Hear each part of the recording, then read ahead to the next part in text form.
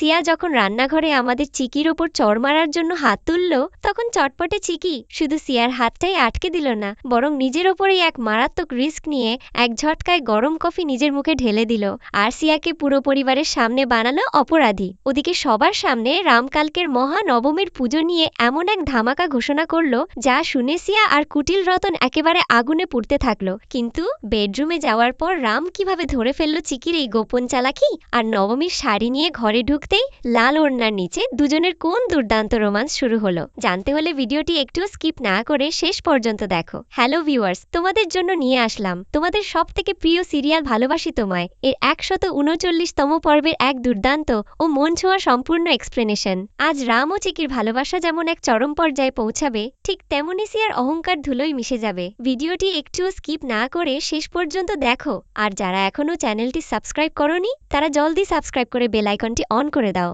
বন্ধুরা, পর্বের শুরুতেই আমরা দেখতে পাই রান্নাঘরে চিকি এক ঝটকায় সিয়ার হাত শক্ত করে ধরে কড়া গলায় বলে, এটা কোনো পুলিশ স্টেশন নয় যে যা ইচ্ছে তাই করবি সিয়া, এটা হচ্ছে ভদ্রলোকের ঘর। এই বলে চিকি সিয়ার হাত জোরে ছেড়ে দেয়। তখনই সিয়া গর্জে উঠে বলে, হ্যাঁ এটা ঘর, আর এই ঘরে তোকে বেশি দিন থাকতে দেব না।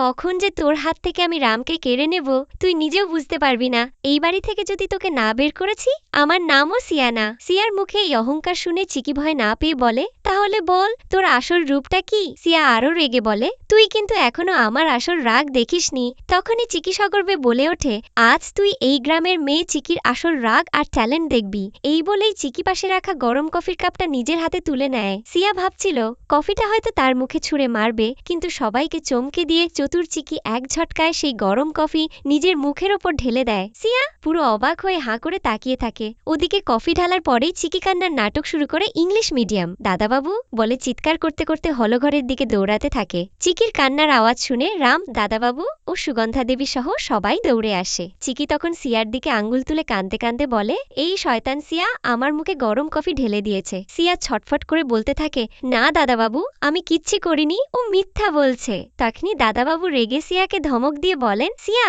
তুই যে এতটা নিচে নেমে যেতে পারিস তা আজ নিজের চোখে না দেখলে বিশ্বাস করতাম না। সিয়া সজোরে বলতে থাকে, চিকি নিজে কফিটা নিজের মুখে ঢেলেছে, কিন্তু কেউ সিয়ার কথা বিশ্বাস করে না, কারণ চিকি অলরেডি সিয়াকে সবার চোখে অপরাধী বানিয়ে দিয়েছে। তখনই সুগন্ধা দেবী বলেন, নিধি তাড়াতাড়ি কিচেন থেকে একটা ভেজা রুমাল নিয়ে আয় তো। সুগন্ধা দেবী চিকির মুখ মুছে দিয়ে বলেন, ভাগ্য ভালো কফিটা বেশি গরম ছিল না, নয়তো মুখটা পুরো পুড়ে যেত। রাম তখন রেগে সিয়াকে বলে, তুই কি পুরো পাগল হয়ে গেছিস? চিকি কান্না গলায় রামের হাত জড়িয়ে বলে, ইংলিশ মিডিয়ামও চায় তুমি শুধু ওকেই ভালোবাসো, আমাকে না, তাই আমার মুখ পুড়িয়ে দিতে চেয়েছিল। রাম তখন সিয়ার দিকে তাকিয়ে কড়া গলায় বলে, সিয়া তুই কি মনে করেছিস এই চক্রান্ত করলেই তোকে আমি জীবনেও মেনে নেব? তুমি তো জানো চিকি আর আমি স্বামী স্ত্রী। রাম তখন পুরো পরিবারের দিকে ঘুরে দাঁড়িয়ে হাঙ্কার দিয়ে বলে, আপনাদের সবার মনের ডাউট কল মহানবমীর পুজোয় আমি চিরতরের জন্য মুছে দেব। কাল সবার সামনে প্রমাণ করে দেব যে চিকি হচ্ছে আমার একমাত্র স্ত্রী। মা, কালকের পূজায় আমাদের যত আত্মীয় স্বজন বন্ধু বান্ধব আছে সবাইকে খবর দাও, সবার সামনে কাল আমি এই ঘোষণা করব। এই বলে রাম চিকিকে নিয়ে ওপরে চলে যায়। ওদিকে সিয়া আগুনে পুড়তে থাকে আর দাদাবাবু বলেন, শুনলে তো, কাল কিন্তু সবাই এটেন্ড থেকো। সবাই চলে গেলে রতন সিয়াকে বলে, রাম কাল সবাইকে ডেকে চিকির পরিচয় দেবে, তা তুমি কেন ওর মুখে কফি ঢালতে গেলে? সিয়া রেগে বলে, আমি কফি ঢালিনি আঙ্কেল, চিকি আজ যা করেছে কালকের পুজোয় আমি এর প্রতিশোধ নেবই। দৃশ্যপট বদলে আমরা দেখতে পাই সিয়া আর রতন দাদিমার ঘরে প্রবেশ করে। সিয়া দাদিমার পা টিপতে টিপতে উস্কানি দিয়ে বলে, দাদিমা কাল নবমী পূজায় রাম নাকি ওই চিকিকে সবার সামনে তার স্ত্রী বলে ঘোষণা করবে। এই কথা শুনে দাদিমা অবাক হয়ে যান। তখনই রতন সুযোগ বুঝে বলে, সিয়া রাম যখন কাল চিকিকে স্ত্রীর পরিচয় দিয়েই দেবে তখন এই বাড়িতে তোর কোনো লাভ নেই, তার চেয়ে ভালো তুই এই ঘর ছেড়ে চলে যা। রতন মূলত দাদিমাকে আরো খেপিয়ে তোলার জন্যই এই চালটি চালে। ওদিকে বেডরুমে চিকি আয়নার সামনে বসে নিজের মুখের পোড়া জায়গায় মলম দিচ্ছে আর রাম বই পড়ছে। চিকি জিজ্ঞেস করে, ইংলিশ মিডিয়াম তুমি কাল আমাকে সত্যিই তোমার স্ত্রী বলে ঘোষণা করবা? রাম বলে, হ্যাঁ ওটাই করব। চিকি তখন রামের কাছে এসে বলে, কিন্তু তুমিই তো বলেছিলে আমাদের এটা কন্ট্রাক্ট ম্যারেজ আর কিছুদিন পরে আলাদা হয়ে যাব। এখন স্ত্রীর পরিচয় দিলে পরে লোকে আমাদের নিয়ে হাসি তামাশা করবে, ওটা তোমার ভালো লাগবে?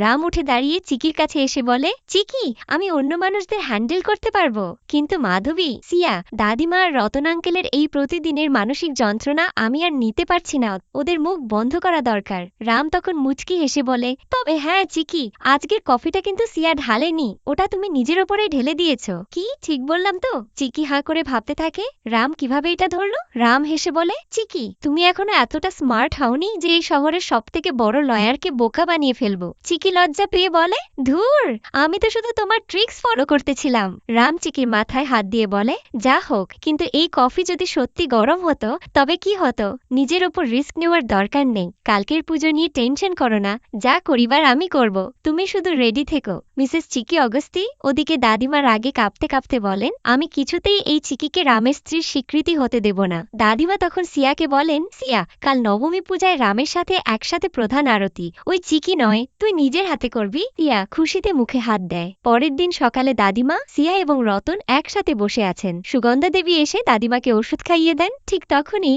রাম তার অ্যাসিস্ট্যান্ট জেসিকে সাথে নিয়ে মস্ত বড় শাড়ির প্যাকেট নিয়ে হাজির হয়। সুগন্ধা দেবী বলেন, এত বড় বেনারসি শাড়ি কিনে এনেছিস? সিয়া লোভ সামলাতে না পেরে দৌড়ে যায় শাড়িটা নিতে, কিন্তু রাম তাকে থামিয়ে দিয়ে কড়া গলায় বলে, স্টপ ইট সিয়া, এই শাড়ি আমি আমার স্ত্রী চিকির জন্য এনেছি। চিকি নিজের পছন্দ মতো রেখে যেগুলো বাতিল করবে তুই চাইলে সেগুলো থেকে বেছে নিতে পারিস। সিয়া হিংসায় নীল হয়ে যায়। রাম তখন শাড়িগুলো নিয়ে ওপরে চলে যায়। রাম যখন শাড়ির প্যাকেট হাতে নিয়ে বেডরুমে ঢুকতে যায়, ঠিক তখনই চিকিও ঘর থেকে বের হতে যায়। দরজার মুখে দুজনের মাঝে লাগে জোরদার ধাক্কা, সমস্ত প্যাকেট ছিটকে মেঝেতে পড়ে যায় আর চিকি ব্যালেন্স হারিয়ে পড়ে যেতে লাগে। কিন্তু রাম এক পলকে চিকির কোমর ধরে নিজের বুকের মাঝে টেনে নেয়। ঠিক তখনই ওপর থেকে একটি লাল ওড়না বাতাসে উঠতে উঠতে এসে দুজনের মাথার ওপর ঢেকে যায়। সেই ওড়নার ভেতরে রাম চিকির চোখের দিকে তাকিয়ে আবেগঘন গলায় বলে ওঠে, চিকি, আজ এই ওড়নার নিচে দাঁড়িয়ে তোমাকে আমার মনের একটা কথা বলতে বড্ড মন চাইছে। চিকিও লজ্জা পেয়ে মিষ্টি গলায় বলে, বলো ইংলিশ মিডিয়াম, আমি শুনছি।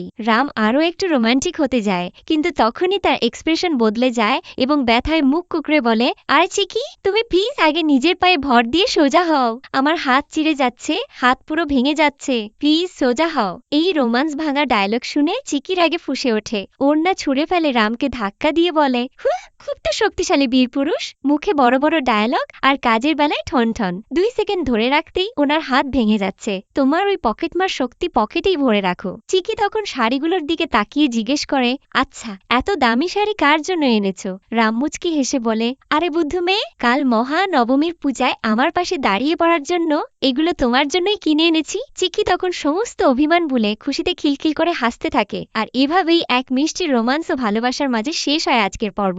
বন্ধুরা, রাম আর চিকির মাঝে তো দুর্দান্ত রোমান্স হয়ে গেল, কিন্তু দাদিমা যে সিয়াকে দিয়ে আরতি করানোর নতুন চাল চেলেছে, রাম কিভাবে তার জবাব দেবে? আপনাদের কি মনে হয় কমেন্টে জানান। ভিডিওটি ভালো লাগলে একটি লাইক দিয়ে আমাদের চ্যানেলটি এখনই সাবস্ক্রাইব করে বেল আইকনটি অন করে রাখুন। ধন্যবাদ।